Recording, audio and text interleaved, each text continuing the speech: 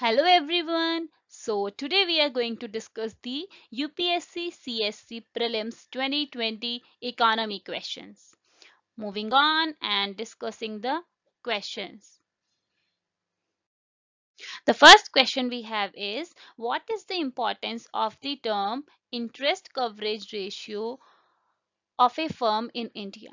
This interest coverage ratio is a term which is used by the banks while they are giving loans to the companies. हम एक scenario लेते हैं जिसमें एक company किसी bank से लोन लेने जाती है. देन बैंक्स विल चेक कि अभी कंपनी का कितना प्रॉफिट है. लेट्स से कंपनी का profit is ₹100 now. So they will check कि जितना उनके पास अभी प्रॉफिट है और अगर वो ₹1000 का लोन लेने के लिए आए हैं तो और अगर 10% के रेट पर उनको वो लोन मिल रहा है तो इसका इंटरेस्ट रेट कितना हो जाएगा? ₹100. So dividing their profit by the interest जो उनको पे करना होगा, they will get the value 1. तो इससे उनको पता चलेगा इस वैल्यू से कि कितनी प्रोबेबिलिटी होगी कि ये कंपनी किसी क्राइसिस में नहीं जाएगी अगर ये हमसे लोन लेके सरवाइव करने की कोशिश करती है. तो इस इंटरेस्ट कवरेज रेशियो कभी भी जब हम चेक करते हैं तो उसे चेक करने का फॉर्मूला होता है कि कंपनी को जो भी प्रॉफिट हो रहा है जो उसकी अभी इनकम है उसको डिवाइड करते हैं कि अभी उसको फ्यूचर में कितना इंटरेस्ट पे करना पड़ेगा. उसको डिवाइड करके जो हमें वैल्यू मिलती है that is interest coverage ratio, और वहां से बैंक्स चेक कर लेते हैं कि अभी कैसे सिनेरियो से फ्यूचर में इस कंपनी को जाना पड़ेगा. फर्स्ट ऑप्शन है, it helps in understanding the present risk of a firm that a bank is going to give a loan to.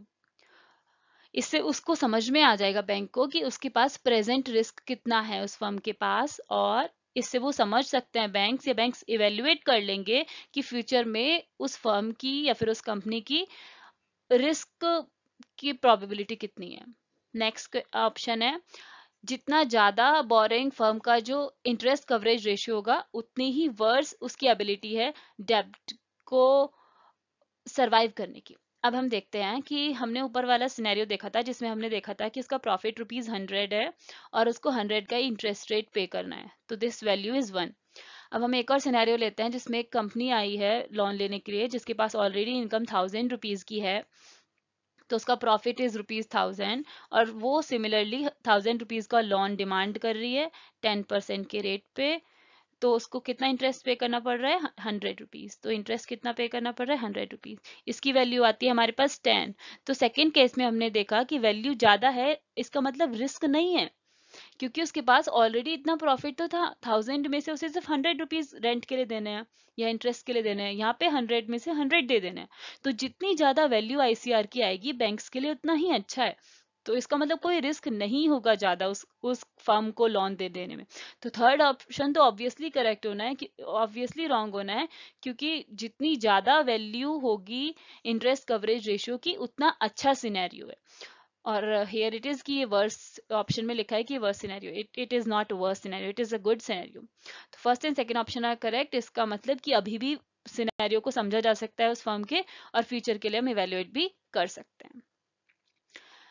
Next question है कि कौन से फैक्टर्स और पॉलिसी की हेल्प से फैक्टर्स जो हैं वो अफेक्ट कर रहे हैं राइस के प्राइस को इंडिया में.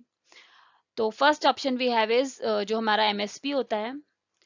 तो एमएसपी का क्या रोल होता है? एमएसपी की हेल्प से गवर्नमेंट उन सेक्शंस ऑफ सोसाइटी तक राइस को पहुंचा दे रही होती है जो कि पुअर सेक्शन भी है.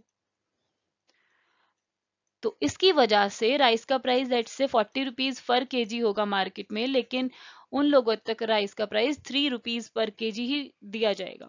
तो इसकी वजह से क्या बेनिफिट होगा? There would be some impact on the price of the rice. Market में अगर ₹40 पर केजी राइस होगा भी तो there some section of society जो इस राइस को नहीं खरीदेंगे क्योंकि उन्हें गवर्नमेंट ₹3 पर केजी पर दे देगी.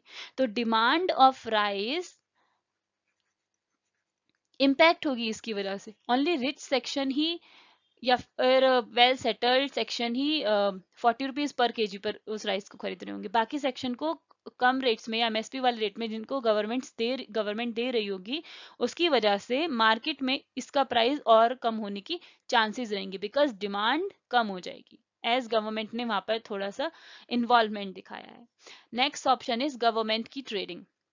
अगर इस ट्रेड में गवर्नमेंट इन्वॉल्व हो जाती है, लेट्स से गवर्नमेंट नाफेड को इन्वॉल्व कर लेती है राइस के को ट्रेड करने में, तो गवर्नमेंट भी कुछ फार्मर्स से जाके राइस को खरीदेगी, और अगर वहां से राइस को गवर्नमेंट ले लेगी तो मार्केट में राइस कम अवेलेबल रहेगा बाकी लोगों की खरीदने के लिए, जिसकी वजह से उसकी डिमांड पर इम्पैक्ट आएगा, उसकी अवेलेबिलिटी पर इम्पैक्ट आएगा। डिमांड एंड सप्लाई को बैलेंस करने से ही उसका प्राइस चेंज हो जाता है। Next option is government stock piling. जैसा गवर्नमेंट अभी फूड कॉरपोरेशन ऑफ इंडिया से कराती है कि स्टॉक करा के रख लेती है गवर्नमेंट, तो अगर गवर्नमेंट कुछ राइस को स्टॉक करा के उधर रख लेगी तो जो अवेलेबिलिटी है या जो सप्लाई के लिए राइस अभी अवेलेबल है वो कम हो जाएगा, तो इसकी वजह से प्राइस के बढ़ने की चांसेस रहेंगी मार्केट में। फिर एक कंज्यूमर सब्सिडीज। अब गवर्नमेंट के पास नेक्स्ट ऑप्शन ये भी होता है कि लेट्स से कि कोई फ्लड आ जाता है, तो फ्लड आने की वजह से जो राइस है वो काफ़ी ख़राब हो जाता है, तो अब राइस के ख़राब होने की वजह से उसके प्राइस के फॉल करने की चांसेस है, बट गवर्नमेंट उनको सब्सिडी प्रोवाइड करेगी फार्मर्स को, सब्सिडी देकर राइस के प्राइस को नॉर्मल करा देगी। लेट से 40 था तो उसको 40 मेंटेन कराने की कोशिश करेगी ताकि फार्मर्स लॉस में ना जाए। और ये वाला इन्होंने फार्मर्स के एंड पे किया है, सिमिलर वे में हम कंज्यूमर के एंड पे भी कर सकते हैं। तो लेट्स से कि कोई ड्रॉट वाली या फ्लड वाली सिचुएशन जब आती है तो गवर्नमेंट कंज्यूमर को बाय करने पे सब्सिडी लगा दे, यानी अगर आप बाय करोगे तो सब्सिडी है, बिकॉज उसका प्राइस को 20 रुपीज पर केजी कर दिया, और ये जो सब्सिडी देनी होगी गवर्नमेंट पे कर देगी सब्सिडी को। मतलब जो भी लॉस आया फार्मर्स पर उस सब्सिडी को गवर्नमेंट फार्मर्स को पे कर देगी, कंज्यूमर को नहीं करना पड़ेगा। मतलब ऑब्वियसली अगर कोई कहीं पर लॉस आ रहा है तो उसको या तो कंज्यूमर पे करेंगे या तो जो उसको प्रोड्यूस कर रहा है वो पे करेगा, बट उन दोनों में से किसी को भी ना पे करना पड़े, इस सब्सिडी को गवर्नमेंट कंज्यूमर के बिहाफ पे पे कर देगी। So that is how all the options are correct, सभी का इम्पैक्ट होता है प्राइस पर। एग्जाम्पल है कि राइस के प्राइस पर, तो all options are correct. Next question is Kisan Credit Card Scheme. Kisan Credit Card Scheme is a very famous scheme for the welfare of the farmers, जिससे हमें शॉर्ट टर्म के लिए credit support मिलता है, यानी farmers को short term के लिए क्रेडिट सपोर्ट दिया जाता है। तो इसके अंदर काफी ऑप्शन है, हमें फिगर आउट करना है कि कौन से जो ऑप्शन हैं वो शॉर्ट टर्म क्रेडिट के लिए होते हैं। फर्स्ट ऑप्शन है कि working capital for maintenance of farm asset harvesters. Harvest करने के लिए जो भी एसेट चाहिए होता है उनके लिए मेंटेनेंस कराएं, लाइक थोड़ा टेक्नोलॉजी को यूज करा के हार्वेस्ट इजीली हो जाए, ऐसे एसेट्स प्रोवाइड कराएं। Second is purchase of combined tractors, mini trucks and other requirements of farm. Next is consumption of households. Next is post harvest expenses, and the next one is construction of family house and setting up of village cold storage facility. सो जो government short term credit के लिए कर सकती है, this construction of family house is for long term credit and which is not provided by किसान credit card scheme, it is not provided bye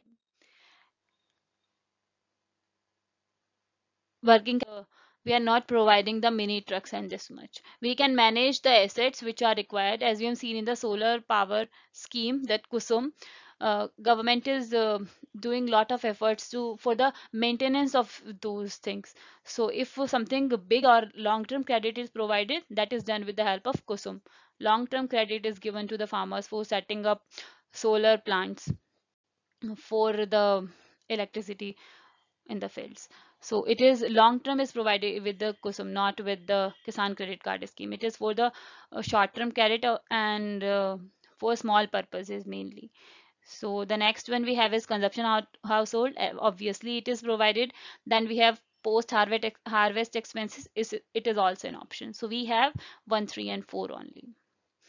This cold storage is not provided by the government as such, but most of the times it is by the private owners. Next question we have is, consider the following statements. The first option is, the weightage of the food in the consumer price index is higher than the one in the wholesale price index. ये जो producer side होता है उसकी तरफ का index होता है, और ये एक तरह से कंज्यूमर की तरफ का इंडेक्स होता है। कंज्यूमर की साइड फूड का प्रपोर्शन ज्यादा होता है। ज्यादा means it is around 50%, but it is lesser producer के एंड पर मैन्युफैक्चरिंग का सेक्शन ज्यादा है। Next option is, so it is correct क्योंकि वहां पर फूड का सीपीआई में ज्यादा है। Next option is WPI does not capture changes in the price of services, जबकि सीपीआई के अंदर होते हैं। ये ऑप्शन भी ठीक है। The next option is RBI has now adopted WPI as its measure of inflation and to decide on changing the key policy rates. But RBI ने WPI को नहीं adopt किया, they have adopted CPI. So third option is not correct. We have 1 and 2. Next is, which of the following can be considered as a public investment in agriculture? So अब यहाँ पर हम public investment देखेंगे. Something we need to keep in our mind is we are going to discuss investment. We should have benefit in the future. Looking at the first option, we have fixing minimum support price for the agriculture produce of all crops. So let us say we are going to fix the price of a wheat. Let's say we are fixing it to 20 rupees per kg. We fix the price of wheat to 20 rupees per kg. Is it a kind of investment? It is not a kind of investment because this need to be changed for the next year. This investment do not have any role for the welfare of farmers in future. It is like a short-term benefit for the farmers.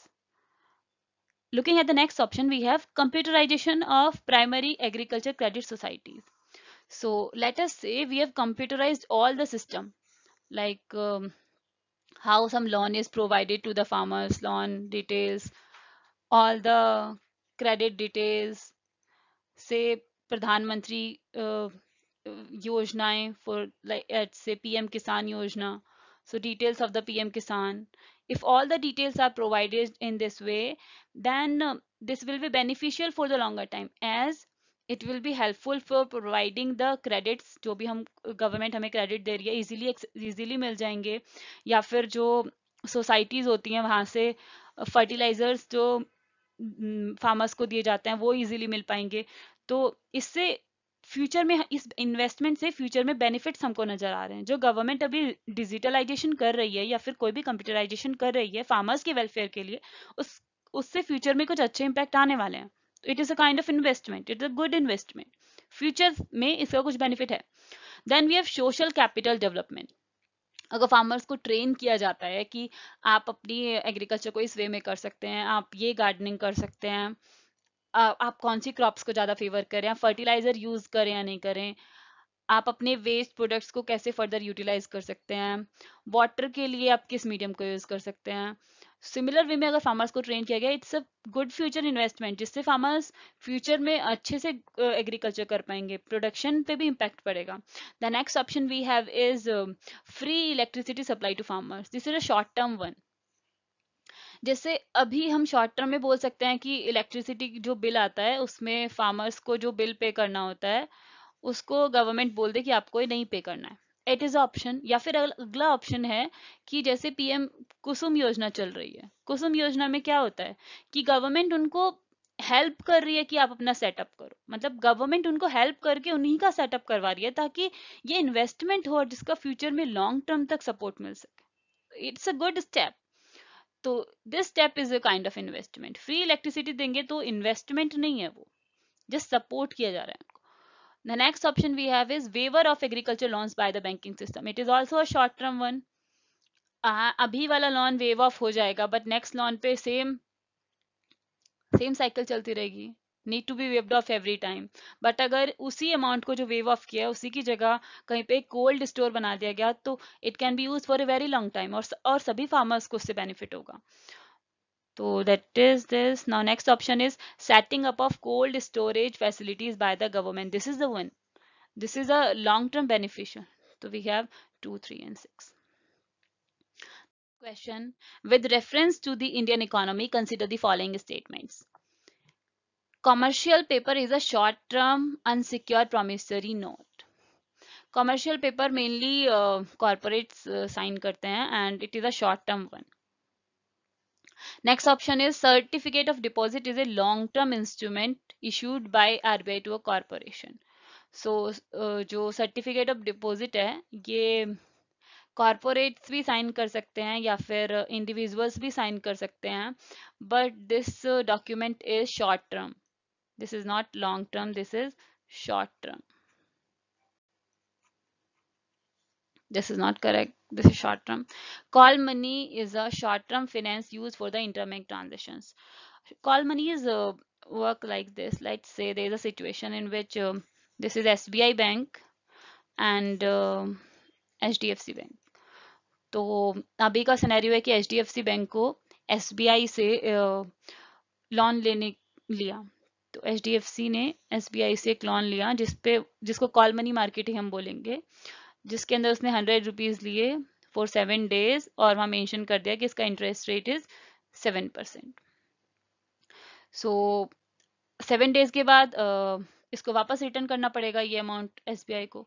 But let's say कि अभी SBI ने HDFC को पैसा दे दिए और उसके बदले में ये वाली रिसिप्ट जो है, ये रिसिप्ट HDFC ने SBI को दे दी. तो SBI के पास अभी एक रिसिप्ट है जिसके अंदर लिखा हुआ है कि वो 100 रुपीज उसको वापस मिल जाएंगे 7 डेज के बाद और 7% के इंटरेस्ट रेट से. लेकिन हो सकता है कि SBI को फिर 4 डेज के अंदर ही रिक्वायरमेंट हुई, तो SBI जाएगा ICICI के, let's say this example, ICICI bank के पास और वहां से जाके सिमिलरली 100 रुपीज की डिमांड करेगा. तो वो ये वाला जो कॉल मनी मार्केट का रिसिप्ट था इसको ICICI को दे देगा और ICICI उसको 100 रुपीज दे देंगे. तो अब ये रिसिप्ट किसके पास आ गई? ICICI के पास. लेटर ऑन जब 7 डेज पूरे हो जाएंगे तो ये रिसिप्ट HDFC को दे दी जाएगी और ICICI को 100 रुपीज वापस मिल जाएंगे. तो this is how short term के लिए बैंक्स आपस में फाइनेंस करते रहते हैं एक दूसरी इंस्टीट्यूशंस को. So this is how, and this is the short term one. Next we have is zero coupon bonds are the interest bearing bonds, short term bonds issued by the scheduled commercial bank corporations. So actually zero coupon bonds में क्या होता है कि coupons issue किए जाते हैं जिनके अंदर लेट्स से कि 100 ये 90 रुपीज का कूपन इशू किया गया और बोला गया कि 1 ईयर के बाद आपको 100 रुपीज दिए जाएंगे. तो ये फेस वैल्यू पे इशू किए जाते हैं. तो इसमें बोला जाता है कि 1 ईयर के बाद आपको ये वाला अमाउंट मिल जाएगा, लेकिन इसमें ना कोई कूपन नहीं मिलता है. जब ये टेन्योर कंप्लीट हो जाएगा तब आपको ये वाला मनी दिया जाएगा. This tenure can be very long. So these are not short term bonds, these are long term bonds जिनको इशू किया जाता है इस इंटेंशन से कि बीच में कोई कूपन्स या इंटरेस्ट नहीं पे करना पड़ेगा और फाइनली जब ये टेन्योर कंप्लीट हो जाएगा उसके बाद फेस वैल्यू रिटर्न की जाएगी. यहाँ पर इंटरेस्ट रेट नहीं डिफाइन करते हैं, लेकिन कुछ अमाउंट देते हैं और बोल देते हैं कि इसका टोटल अमाउंट इतना हो जाएगा उस टेन्योर के. तो इस तरह से जीरो कूपन बॉन्ड्स वर्क करते हैं. तो we have 1 and 3 correct here क्योंकि zero coupon bonds are long term. Next question we have is with reference to the international trade of India at present, which of the following are correct? International trade of India. India's merchandise exports are less than its merchandise imports. हमारे exports ज़्यादा हैं क्या हमारे import से? Next अगला option है कि हमारे यहाँ पर आयरन एंड स्टील के इम्पोर्ट्स या केमिकल्स फर्टिलाइजर्स ये कम हुए हैं. ऑब्वियसली हमें केमिकल्स फर्टिलाइजर्स मशीनरी की रिक्वायरमेंट इंक्रीज ही हो रही है, ये तो कम नहीं हो सकते हैं. So we are not going to have 2 correct. Next option है कि इंडिया के जो एक्सपोर्ट हैं सर्विसेज के वो ज़्यादा हैं इम्पोर्ट्स के कंपैरिजन में. तो ऑब्वियसली हमारा servicing sector is growing on such a good scale कि हमारे एक्सपोर्ट ज़्यादा हैं. Next is India suffers from an overall trade current account deficit. हमारी कंट्री अभी करंट अकाउंट डेफिसिट में सफर कर रही है. So and this one is also correct. तो हमारे मर्चेंडाइज एक्सपोर्ट्स कम है इम्पोर्ट्स के कंपैरिजन में. मर्चेंडाइज इज ऑल ट्रेड, जो भी गुड्स हम ट्रेड करते हैं. तो हम गुड्स वाले सेक्टर में हमारे एक्सपोर्ट्स कम है, बट सर्विसेज वाले सेक्टर में हमारे एक्सपोर्ट ज़्यादा है. इधर हमारे एक्सपोर्ट्स कम है. This is how our option, this is correct. Next question is, in the context of Indian economy, non-financial debt includes which of the following? Financial डेप्ट उस डेप्ट को बोलते हैं जहां पर फाइनेंशियल इंस्टीट्यूशंस इन्वॉल्व होती हैं, और नॉन फाइनेंशियल में फाइनेंशियल इंस्टीट्यूशंस इन्वॉल्व नहीं होंगी। फाइनेंशियल इंस्टीट्यूशंस मतलब बैंक्स होने चाहिए, या फिर कॉरपोरेट बैंक्स, या फिर post office banks, any kind of banks which are providing money. It can be some corporate bank also, which are involved in the money transfer. But let us say some household is there, government is there, और some corporate जो financial institution नहीं है। Corporates हो सकती हैं लेकिन वो financial institution नहीं होनी चाहिए। उनका टाई अप हो सकता है किसी ऐसी बॉडी के साथ जो फाइनेंस करती है, बट वो खुद फाइनेंशियल इंस्टीट्यूशन नहीं हो। तो ऑप्शंस में है कि हाउसिंग लोन जो कि हाउस ने दिए हैं, let us say there is a person A and there is a person B, with their mutual coordination इन लोगों ने, यहाँ पर इसके पास 100 रुपीज थे, ये इसने 100 रुपीज लोन में दे दिए पर्सन बी को, और पर्सन ए के पास अभी बस एक एग्रीमेंट है कि हमने आपको 100 रुपीज दिए हैं 1 ईयर के लिए 10% के रेट पे। तो इस तरह से भी हाउस होल्ड्स में आप लोन दे सकते हो। अब ये लोन हाउसिंग पर्पज के लिए भी हो सकता है, तो काफी बड़ा लोन भी हो सकता है, बट देने का मीडियम इसी तरह से होगा कि हाउस होल्ड्स के बीच में। It is not by involvement of any financial institution.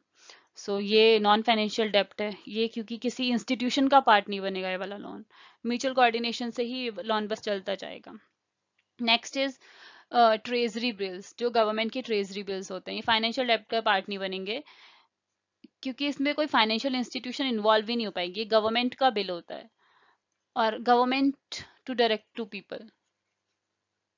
हो सकता है बीच में मीडिएटर में बैंक को पहले बिल्स दिए जाएंगे और बैंक्स लोगों तक पहुंचाएंगे, बट ये फाइनेंशियल इंस्टीट्यूशन से के पार्ट नहीं होते हैं, एज ये डायरेक्टली फाइनेंशियल इंस्टीट्यूशन ने नहीं बनाए होते हैं, ये गवर्नमेंट के ही बिल्स होते हैं जिनको लोगों तक बैंक्स पहुंचाते हैं। Then amount outstanding on the credit card, जो क्रेडिट कार्ड पे जो अमाउंट होता है वो किसी कॉरपोरेट के कार्ड्स होते हैं जो कि डायरेक्टली फाइनेंशियल इंस्टीट्यूशन नहीं होते हैं, क्योंकि वो कोई बैंक्स वगैरह का पार्ट नहीं है, वो उनका कंप्लीटली आइसोलेटेड सेटअप है फाइनेंशियल इंस्टीट्यूशन से। That is why all of them are non financial debts. Next question is trade related investment measures. So we have three statements, we need to find which of them are correct. So quantitative restrictions on import by foreign investors are prohibited. First of all, what is TRIPS? It is an agreement which is signed by the WTO members, जहाँ पर ये होता है कि कोई भी restrictions अगर लगाई जा रही होती हैं फॉरेन कंट्रीज को इंपोर्ट करने पे, लेट अस से कि हम यूएसए में कुछ इंपोर्ट कर, वी आर हियर इंडिया, और हम यूएसए में कुछ इंपोर्ट कर रहे हैं और वो हमारे किसी प्रोडक्ट को एंट्री पर रेस्ट्रिक्शंस लगा देते हैं, तो ये एक्शन अलाउड नहीं है डब्ल्यूटीओ की तरफ से। डब्ल्यूटीओ की तरफ से है कि अगर आप मोस्ट फेवर्ड नेशंस भी बना रहे हो किसी को, तो उसमें भी इक्वालिटी रहनी चाहिए, उसमें भी इनइक्वालिटी नहीं आनी चाहिए कि किसी नेशन को बहुत ज्यादा फेवर्ड देते जाए। हाँ, तो अकॉर्डिंगली स्टेटमेंट्स पर आते हैं, इस तरह से ये एग्रीमेंट वर्क करता है। Quantitative restrictions on imports by foreign investors are prohibited. It is prohibited here. They apply to investment measures related to trade in both goods and services. It is only for goods. Services के लिए हमारे पास अलग agreement है, तो ये जो हमारा TRIMS है, it is for goods only.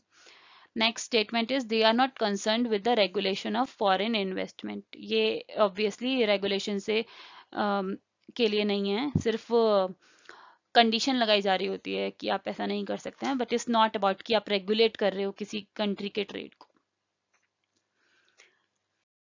Next question is if the RBI decides to adopt an expansionist monetary policy, which of the following would it not do? It is what it would not do. The first option is, पहले हम देखेंगे कि कौन कौन से option RBI को करने चाहिए अगर एक्सपेंशनरी मॉनेटरी पॉलिसी को अडॉप्ट करना है।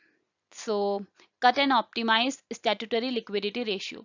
तो एसएलआर हमें पता है कि बैंक को जो अमाउंट या फिर उस अमाउंट की कुछ इंपॉर्टेंट मटेरियल्स रखने होते हैं, या फिर लेट्स से गोल्ड या फिर मनी ऑफ 18% ऑफ जो उनके पास टोटल अमाउंट है उसका 18% गोल्ड या मनी की फॉर्म में बैंक्स को अपने पास रखना होता है, तो उसको हम एसएलआर बोलते हैं। तो अगर इस एसएलआर को कम कर दिया जाता है तो गवर्नमेंट के तो बैंक के पास लेट्स से इनिशियली बैंक के पास 100 रुपीज थे, और अभी अगर बोल दिया गया है कि आप एसएलआर को कम कर रहे हैं। पहले क्या हो रहा था कि आपके पास इन्वेस्ट करने के लिए बस 52 रुपीज थे, और अभी अगर बोला जा रहा है कि हम एसएलआर को कम करके 15 कर देंगे, तो आपके पास 85 रुपीज हो जाएंगे बैंक्स के पास। अब इन 85 रुपीज को बैंक लोन पे दे सकता है, तो चांसेस रहेगी ना कि एक्सपेंशन होगा, लोगों के पास ज्यादा पैसे आएंगे। तो एसएलआर को कट करने से तो बेनिफिट्स हैं, लोगों के पास ज्यादा पैसे आएंगे। Next is increase the marginal standing facility rate. Marginal standing facility rate होता है कि अगर ओवरनाइट किसी बैंक को लोन चाहिए होता है, तो आरबीआई उनको लोन दे देता है, और उस पर इंटरेस्ट रेट नॉर्मल जो भी रेपो रेट होता है उसका 0.5 लगा के पर आपको किसी भी बैंक को लोन मिल जाता है। तो अगर मार्जिनल स्टैंडिंग फैसिलिटी रेट का इंटरेस्ट रेट है ये, अगर इसको इंक्रीज कर दिया गया, लेट्स से कि पहले रेपो प्लस 0.5 था, अब इसको बोल दिया कि ये रेपो प्लस 2% होगा, तो फिर क्या इम्पैक्ट पड़ेगा? अब बैंक को जब इतना भी अपने रेट बढ़ाएंगे, तो जिस रेट पे अभी बैंक लोन दे रहा था वो भी रेट इंक्रीज हो जाएगा। लेट्स से कि यहाँ पर बैंक का रेट अभी 5% था, यहाँ पर बैंक अपना रेट फिर 7% कर देंगे।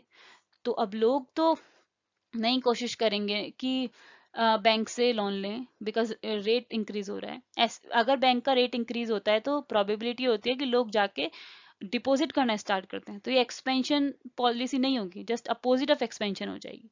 तो second option is opposite of expansion. Third option is cut the bank rate and the repo rate.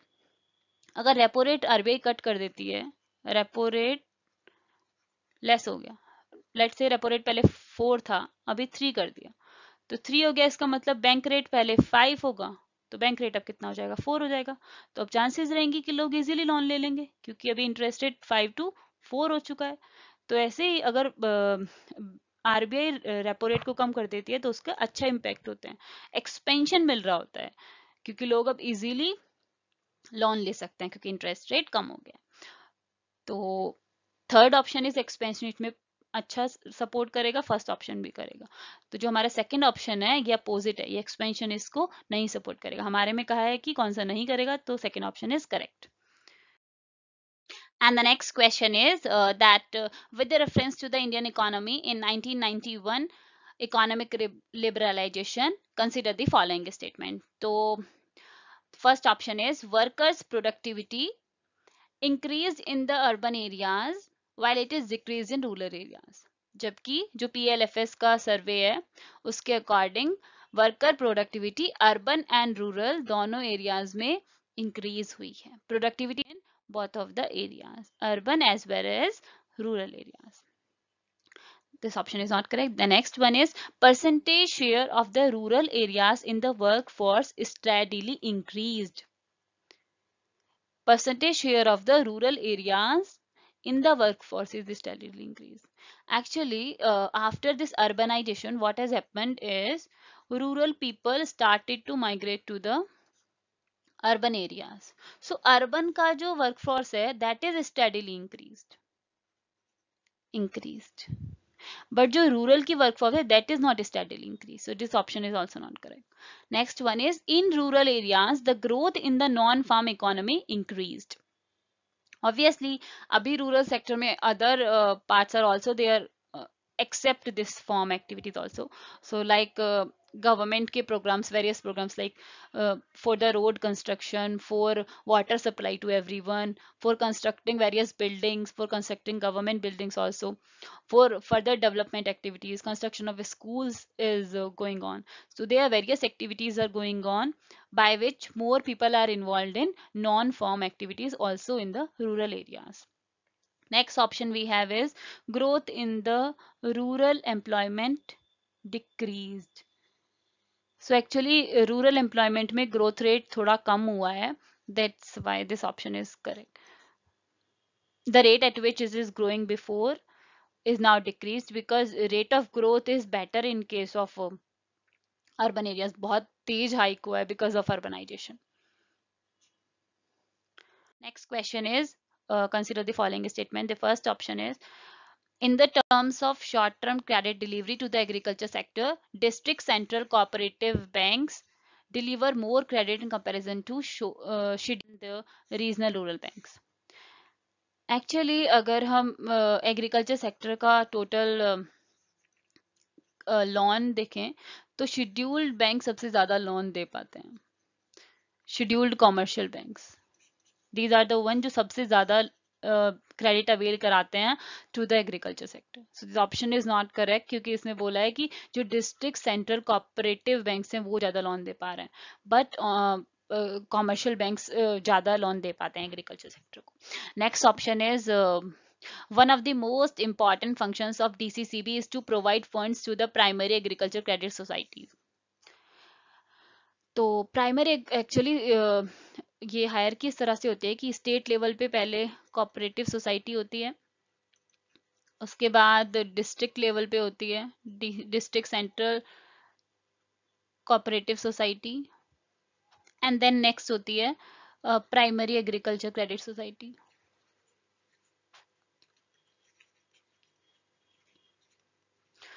तो डायरेक्टली जो होता है किसी को लोन देना होता है तो प्राइमरी एग्रीकल्चर सोसाइटी दे देते हैं, लेकिन रीफाइनेंस उनको डिस्ट्रिक्ट वाले करते हैं, इसको रीफाइनेंस करा देते हैं डिस्ट्रिक्ट वाले से. फर्दर जो डिस्ट्रिक्ट लेवल की होती हैं वो रीफाइनेंस किससे कराते हैं, स्टेट वाले से.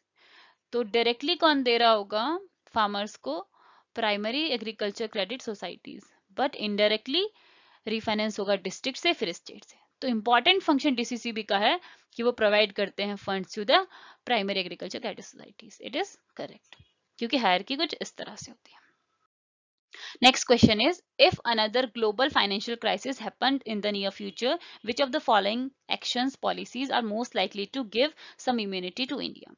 अगर फाइनेंशियल क्राइसिस होगा तो कौन सा फैक्टर हमें इम्यूनिटी प्रोवाइड करेगा? इट मीन्स इंडिया के फेवर में होगा. Not depending on short term foreign borrowings. So जो हमारा फॉरेन इनडायरेक्ट इन्वेस्टमेंट होता है, इस इन्वेस्टमेंट में रिस्क होता है. This is some risk oriented, because जो इन्वेस्टर्स आते हैं उनका एम होता है just to earn profit, and अगर उनको प्रॉफिट हमारी कंट्री में मिल रहा है then it is good, they will stay. अगर उनको लगता है कि फर्दर किसी कंट्री में ज़्यादा प्रॉफिट मिल पा रहा है तो वो इन्वेस्टमेंट को उस कंट्री में कर देंगे. दैट इज़ वाई रिस्की हो रहा होता है कि ऐसे इन्वेस्टमेंट, ऐसे शॉर्ट टर्म इन्वेस्टमेंट पर ट्रस्ट करना जो जो सिर्फ प्रॉफिट के लिए आए हैं. तो ऐसे हमें शॉर्ट टर्म इन्वेस्टमेंट पर डिपेंड नहीं रहना चाहिए. ये अच्छा पॉइंट रहेगा हमारे लिए. Opening up more foreign banks. अगर हम फॉरेन बैंक्स पर ज़्यादा डिपेंड रहने की कोशिश करेंगे तो अगर कोई क्राइसिस आता है, लेट्स से इकोनॉमी में कोई क्राइसिस आ रहा है यूएसए में, और हमारे पास यूएसए के काफ़ी ज़्यादा बैंक है, तो हमारी इकोनॉमी अपने आप ही रिसेशन में चली जाएगी, क्योंकि हम तो यूएसए की इकोनॉमी पे बहुत ज़्यादा डिपेंडेंसी शो कर रहे हैं, क्योंकि हमने वहाँ के बहुत ज़्यादा फॉरेन कंपनी के बैंक्स हमारे यहाँ पर हैं. That's why it is good कि हम ना खोलें. तो opening up more banks is not good अगर वो फॉरेन बैंक्स हैं. Next is maintaining full capital account convertibility. अब अगर कैपिटल अकाउंट की फुल कन्वर्टिबिलिटी हो जाएगी तो $1 अगर हमें मिल रहा है और हम इसे कंप्लीटली कन्वर्ट कर देंगे तो in case of any crisis हमारे पास अमाउंट ही नहीं होगा सरवाइव करने के लिए. तो जैसे ये कोई इन्वेस्टमेंट आ रहा है फॉरेन से हमारे पास, and they are coming just for profit. उनको लगेगा कहीं और प्रॉफिट मिल रहा है, they will go away from our country, वो डिमांड करेंगे देयर मनी बैक. बट अगर हमने टोटल अमाउंट को ही कन्वर्ट करके अपनी इकोनॉमी में लगाया हुआ है तो हमारे लिए मुश्किल होगा कि उतना मनी उनको वापस दे पाना, तो हमारी इकोनॉमी क्राइसिस में चली जाएगी ऐसे केस में. तो इसलिए हम कोशिश करते हैं कि हम फुल कैपिटल अकाउंट कन्वर्टिबिलिटी ना रखें, और इंडिया में ये नहीं अलाउड है कि फुल कैपिटल अकाउंट कन्वर्ट हो जाए, इसलिए अच्छा ऑप्शन नहीं होगा. तो अगर हमें इम्यून रखना है इंडिया को, दैट उसके लिए सिर्फ एक ही ऑप्शन ठीक है कि हमें शॉर्ट टर्म बोरिंग पर डिपेंड नहीं रहना है, फॉरेन शॉर्ट टर्म बोरिंग पर नहीं डिपेंड रहना. And the next question is, if you withdraw 1 lakh from your account, from your demand deposit account, then what will be the immediate impact? We are going to see what is the immediate impact on the aggregate money supply. तो जो money supply होती है वो काफी factors पे depend करती है. अब मनी सप्लाई इस चीज पे डिपेंड करेगी, लेट्स से कि आपने बैंक से 10 रुपीज विदड्रॉ किए. अब बैंक ने तो ये मनी हमको बैंक के एसएलआर से दिया होगा, लेटर ऑन बैंक को क्या करना पड़ेगा, या तो आरबीआई से वो 10 रुपीज लेने पड़ेंगे ताकि 18% उनका एसएलआर मेंटेन रहे, या फिर कोई पर्सन आके बैंक में 10 रुपीज इन्वेस्ट कर देगा तो बैलेंस हो जाएगा। बट ये सारे changes will not be immediate. At that time money supply same रहेगी, क्योंकि अगर हम इमीडिएट के आगे बढ़ के डिस्कस करेंगे तो इमीडिएट के बाद आरबीआई भी 10 रुपीज इन्वेस्ट करेगा, और ये जिस बंदे ने 10 रुपीज लिए हैं ये भी इसको किसी भी इन्वेस्टमेंट में लगा सकता है। लेट्स से कि इसने 5 रुपीज किसी इंश्योरेंस में इन्वेस्ट कर दिए, तो इन्वेस्टमेंट हो गया, कुछ हाउस होल्ड के लिए यूज कर लिए, कुछ किसी को सैलरी पे कर दी, तो ये भी फर्दर इन्वेस्टमेंट होगा दूसरे एंड पे। दोनों एंड पर उसका कुछ ना कुछ इम्पैक्ट आएगा, बट इमीडिएट इम्पैक्ट ये होगा कि बस पैसे विदड्रॉ है एंड दैट्स इट, ये स्टेज इतनी ही कंप्लीट हो जाएगी। फ्यूचर में इसके इम्पैक्ट ये होंगे कि बैंक को भी अपने लिए मैनेज करना पड़ेगा, एंड जिसने मनी को विदड्रॉ किया है वो भी इसको फर्दर इन्वेस्ट कर रहा होगा। सो इमीडिएटली जो एग्रीगेट मनी सप्लाई है वो सेम रहेगी, कोई चेंज नहीं आएगा, बट लॉन्गर टाइम में उसमें चेंजेस आएंगे, तो इमीडिएटली अनचेंज रहेगी। I hope you have understand the topic and all the questions well. Thank you for watching.